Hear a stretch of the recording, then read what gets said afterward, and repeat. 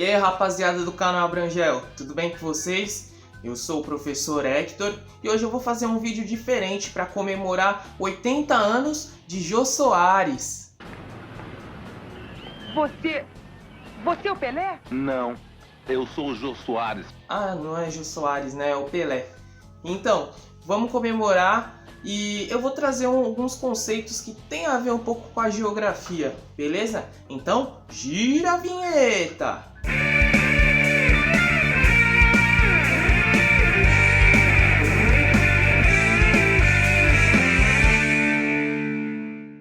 Pelé foi eleito o melhor atleta do século XX e ele marcou 1.282 gols na sua carreira.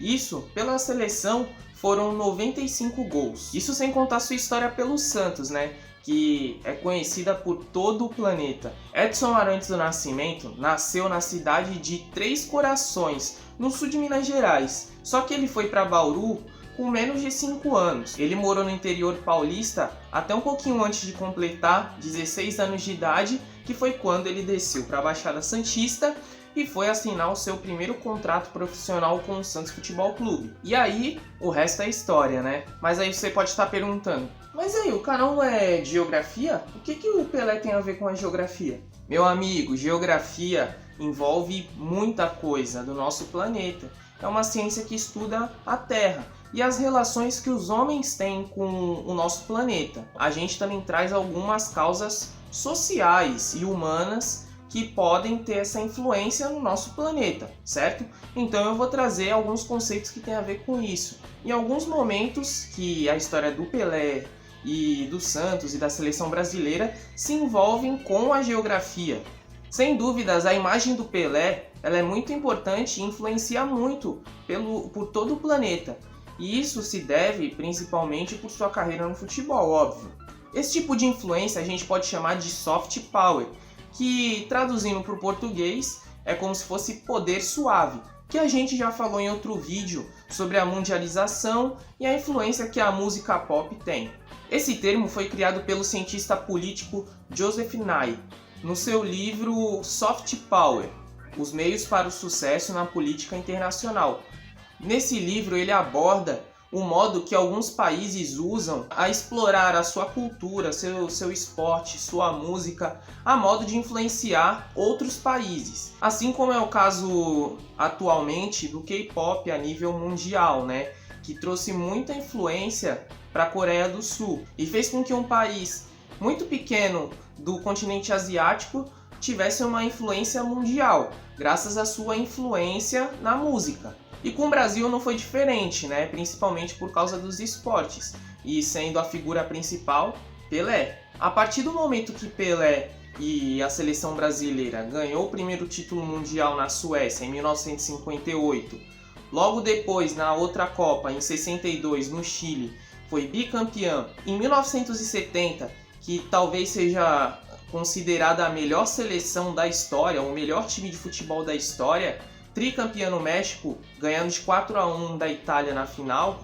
Isso faz com que a imagem do Brasil seja levada como a imagem da seleção dentro de campo, jogando com alegria, e assim faz com que a imagem do povo brasileiro seja associada à alegria. Assim como nesse mesmo período tinha o movimento da Jovem Guarda, tinha o movimento da Tropicália, da Bossa Nova e também principalmente do samba, que são estilos tropicais e que levam muita alegria e mostram muito da imagem do país para o mundo. E isso popularizou a imagem do brasileiro como um povo feliz. Um momento que Pelé chamou bastante atenção para uma causa social, que é a causa do abandono infantil, por exemplo, foi quando ele fez o 1000º gol em 1969 no Maracanã contra o Vasco. Assim que ele fez o gol, ele foi levantado e carregado pelos torcedores, pelos seus colegas de equipe e até mesmo pelos adversários.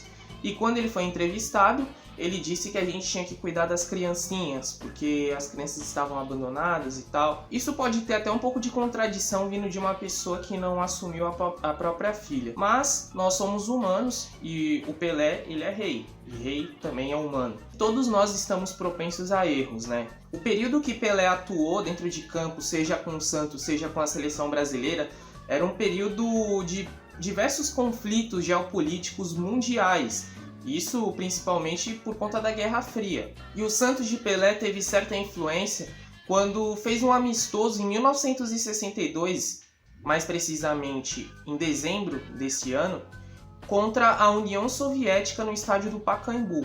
O Santos venceu por 2-1 de virada e o segundo gol foi de Pelé. Mas 1962 foi um ano muito importante, principalmente para o período da Guerra Fria, onde a gente teve a chamada crise dos mísseis. O que foi essa crise dos mísseis? Foi quando Cuba, que em 1959, 3 anos antes, teve a Revolução Socialista, que fez com que os cubanos tivessem certa aliança com a União Soviética, inimiga dos Estados Unidos, apesar de estar muito próxima geograficamente do país norte-americano. A crise dos mísseis aconteceu entre 13 de outubro a 28 de outubro de 1962. O Santos foi campeão mundial pela primeira vez contra o Benfica em Portugal 2 dias antes do início dessa crise dos mísseis, em 11 de outubro. É bom lembrar que em 1962 a gente ainda não vivia o período da ditadura militar, mas já haviam rumores que houvesse o golpe em breve, como ocorreu em 1964. Mas até então o governo brasileiro ele se mantinha neutro em relação ao conflito entre Estados Unidos, a potência capitalista, e a União Soviética, a potência socialista.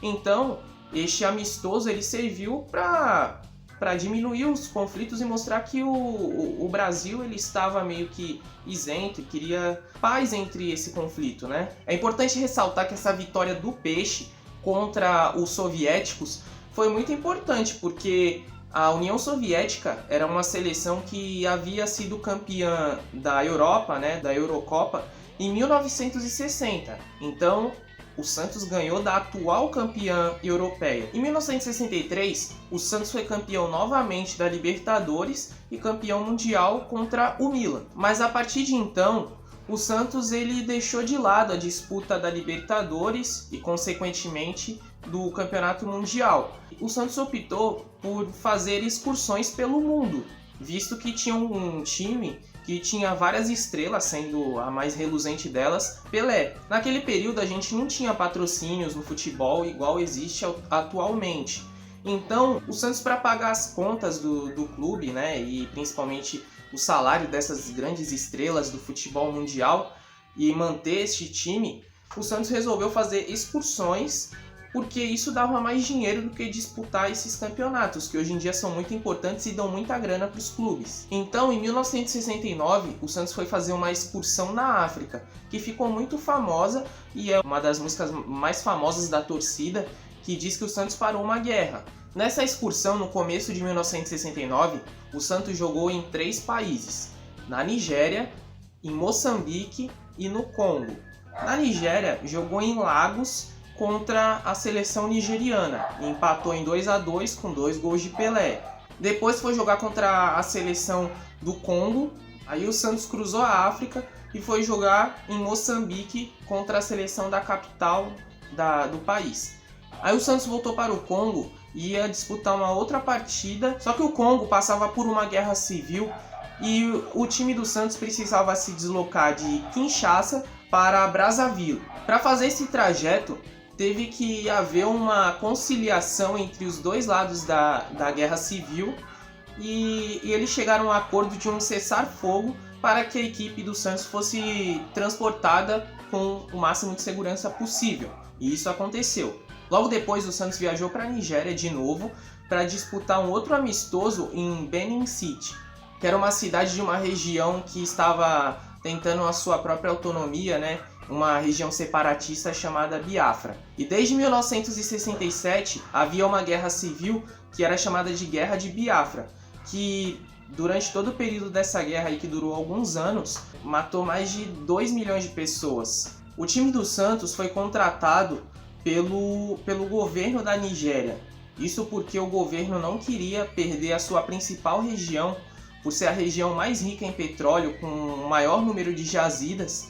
Então, eles quiseram mostrar o poder, trazendo uma equipe conhecida mundialmente para atuar novamente na região onde que estava tentando se separar do resto do país, né? Então o governo usou o Santos como uma ferramenta política. Aí nesse momento a gente vê que futebol e política eles estão totalmente aliados. Anos depois, o Santos foi enfrentar a seleção chilena no Estádio Nacional de Santiago, em 1974, último ano de Pelé no Santos.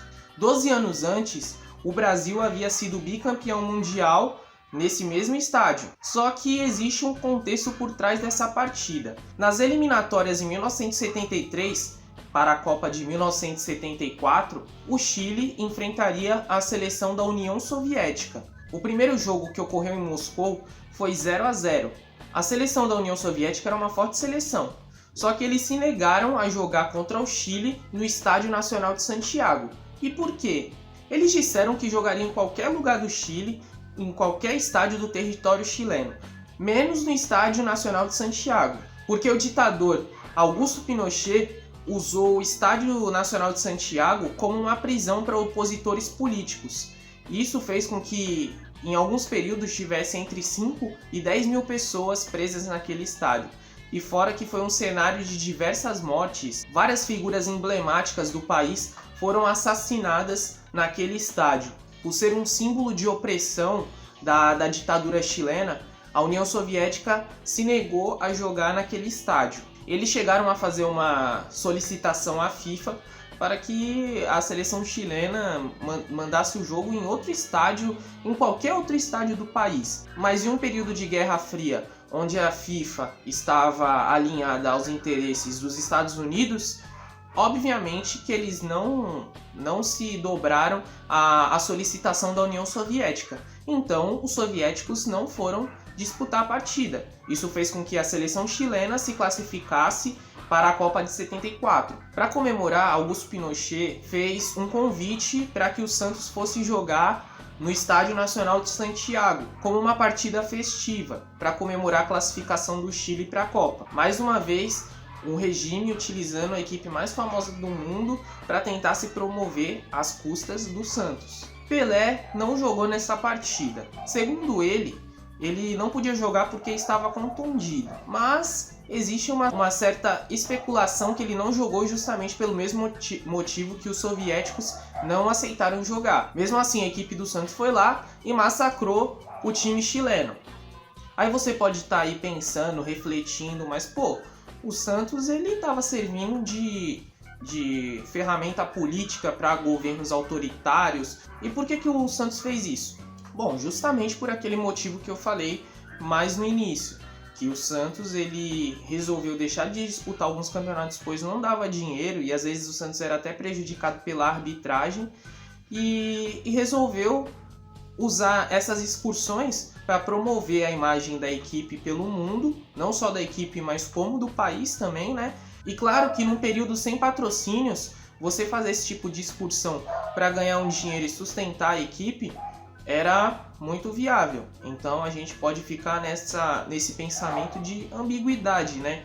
Era ferramenta política, não era? Sem dúvida, a imagem de Pelé foi um exemplo de soft power, principalmente para promover a imagem do país, do Brasil, pelo mundo, em um período que o Brasil era considerado um país de terceiro mundo, mas era um país que estava cada vez mais crescendo e aumentando a sua importância mundial. Isso atraiu muita gente e popularizou a imagem do país, do Brasil, pelo mundo.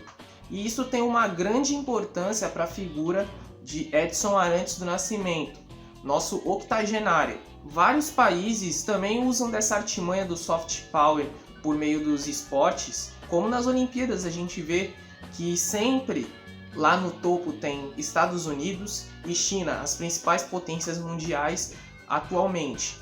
No período da Guerra Fria, a gente sempre tinha uma disputa entre Estados Unidos e União Soviética, sempre liderando o ranking de medalhas. Assim como eles também buscam a influência por meio da música, do cinema, das artes, da cultura de um modo geral. E você conquistar influência em outros países por meio de esporte, de cultura e de arte é muito mais importante do que você tentar se impor militarmente, que é chamado de hard power, como estes mesmos países faziam num período, né? Mas para equilibrar essa imagem de países autoritários, eles também investiam em propagandas por meio dos esportes e das artes. Bom, finalizando o vídeo, parabéns Jô Soares, não, digo Pelé, e quero agradecer vocês por assistir esse vídeo. Se você assistiu até agora, deixa o like, se inscreva no canal e diz aí se você gostou desse tipo de vídeo, beleza? Valeu, parabéns Pelé, tamo junto!